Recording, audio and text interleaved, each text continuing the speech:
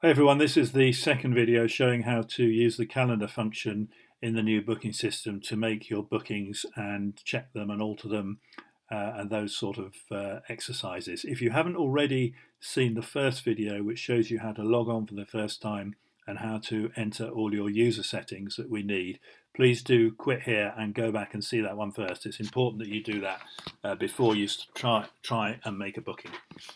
So this is the dashboard, the page you get to once you've logged on. We've already discussed in the last video what all this means. The area we want to go to now, the tab if you like at the top, is the calendar. I'm going to fast forward to a day next month, so fairly obviously you can see there's this little monthly calendar down here, and we can click forwards and backwards. We can choose a day. Let's just say Thursday we're going to choose for the moment. And as with Schlot, it's very similar. We can go backwards a day, we can go forwards a day, or we can click on the Today button to go to today. I'm going to start with Wednesday here. So just to show you a few things, this is live, this is actual bookings at the moment that we have coming up in December, or we had coming up if you're viewing this after December the 3rd. Couple of things to note. Firstly, you'll see that our hours are shown between 9 o'clock in the morning and 9 o'clock at night. As you're well aware, we do not operate till 9 o'clock at night every single night. It's a function of the system, if you like, at the moment, that in order to allow night flying on the nights we do operate, we need to show that calendar running all the way till 9. So there's a little reminder down here saying do not book beyond 5 p.m. Unless it's a night flying night. If you try and book beyond 5 p.m, it should probably prohibit you from doing that anyway.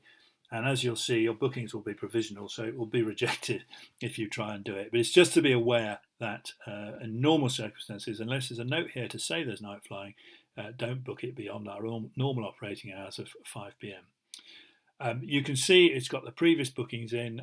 Each instructor has a colour code. The instructors that are available are shown on the day, and if it's a booking for somebody who's private hire, then it's shown in grey. Down the bottom here on the left hand side, you can see the little legend which explains what things are. So D is dual flight, dual training. S is solo hire, so it's fairly quick to see what's going on there. The T is shown there is a trial lesson, so we can see straight away what these things are if you're interested. I didn't probably explain that the grey area here is the official night, so that will vary every single day, and it accurately depicts night flight where sunset arrives. Just to give you the picture, if we go forwards a day, just look at now today there is night flying on the 4th of December, and sure enough there is a little note that's been added saying night flying tonight. So you can book ahead for those if there's an instructor available. Now, as you can see, the instructors also can modify their availability depending on what they're doing on any given day. So they may not be available the entire day, they may just be available for a part of it. So it quite clearly says not in. And unsurprisingly, you won't be surprised to know that you'll see the same thing with aircraft. When an aircraft's out for maintenance or some other reason it's not available, there'll be this grey block to show that you can't book it. So let's say, for the sake of argument, that we want to make a booking today on the 4th of December. It's very simple. Choose your aeroplane and choose your time. Well, for the sake of argument, we're going to say 11 o'clock. And up comes this box, which is fairly obvious. It has here booking type. Now, there are pre-loaded, if you like, types of booking. Dual 1 hour, solo 1 hour, dual 2 hour, solo 1 hour, and then we've got air experience, trial lesson, that type of thing. Don't get too fixated on that. Basically, if you choose dual, it's going to ask you to pick an instructor, and if you choose solo, it's not going to let you pick an instructor.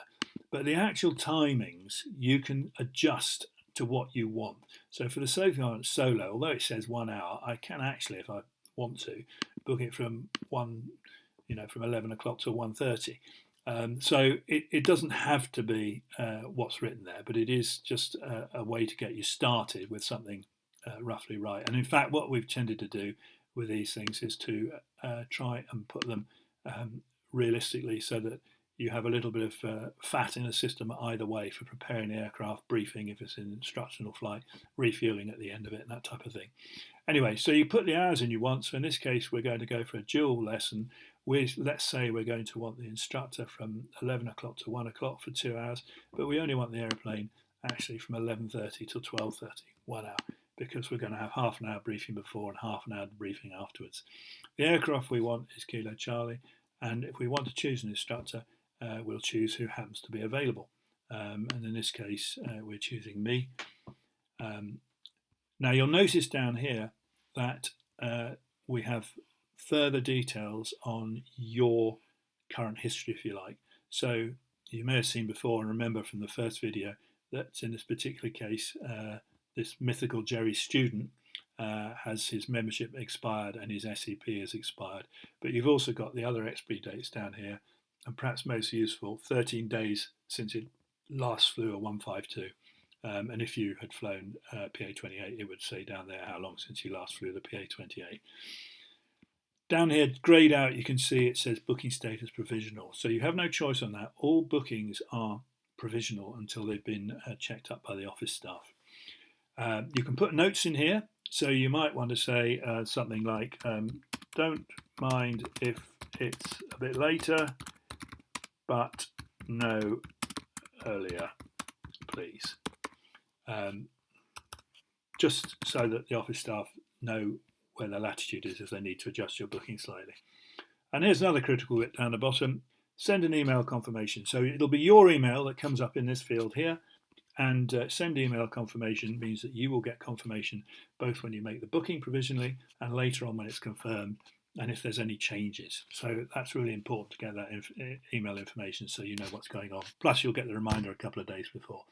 So once you've made your booking, you can save it. And a couple of seconds it refreshes. There we go, fairly logically. A couple of things here. The P means it's a provisional booking, and the yellow triangle with an exclamation mark in is warning that there is a issue with medical membership dates are expired. We know because we just looked at it that the membership's expired and the SEP is expired, but it's warning the office staff when they look at this booking to check on that and probably contact you and say, do you realise your medical appears to be out of date? And then you say, oh yeah, of course I forgot.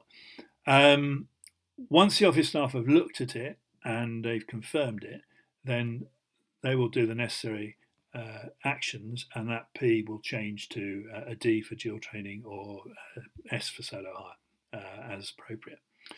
So that's essentially how you make a booking.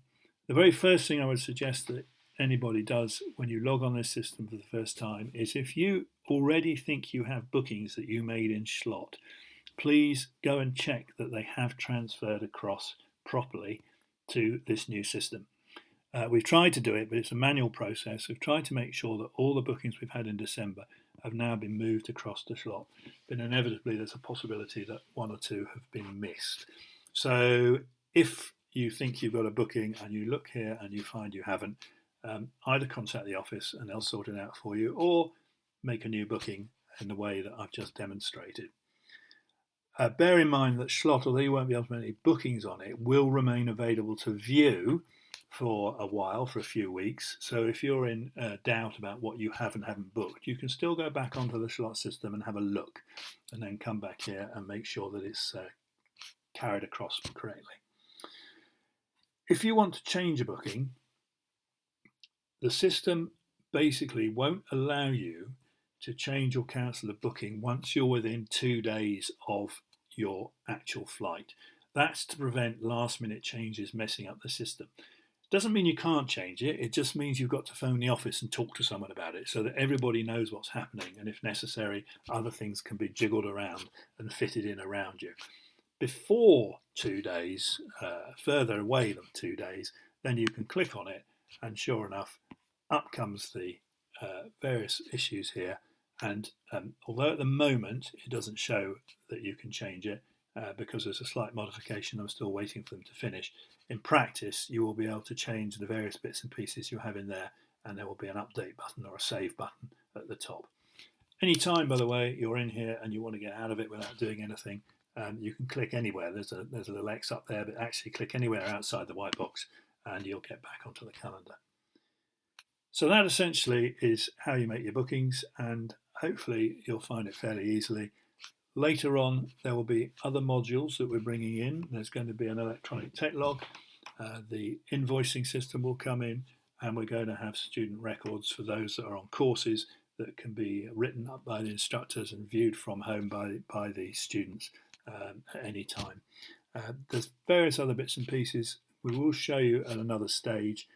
What I would say at the moment, just briefly, is that this aircraft tab up here is designed to show and enter aircraft defects, but we're not using the tech log at the moment. These defects here are entirely fictional, they've been made up, but it will allow you in due course to both look at and report defects in the airplane that can be dealt with. And by the way, that gets sent straight to the engineers as well. Yet to set up, but we will be able to do mass and balance calculations quickly, online, automatically. And there's information here about basically the technical status of the aircraft. Again, we haven't set all these up yet, this to come, but it will tell you the various bits and pieces about when things are next due. So a very quick way for you to check an airplane before you fly it and make sure that you're happy that everything is as it should be. The calendar that we've dealt with, the training, if you're on a course, you will have access to student flight records, as I've discussed, still to be fully set up. So if you're not on a course, you won't see that. And company is company documents. We haven't set anything of that at the moment. That will be or can be for things like the training manual, information on the circuit pattern, how, you know, the little map that shows the villages to avoid, anything at all like that that we want to set as company information that you would have access to via this system. So there's a lot more features to come, but at the moment we just want to get people comfortable with making their bookings and changing their bookings as they need to. Hope that's useful.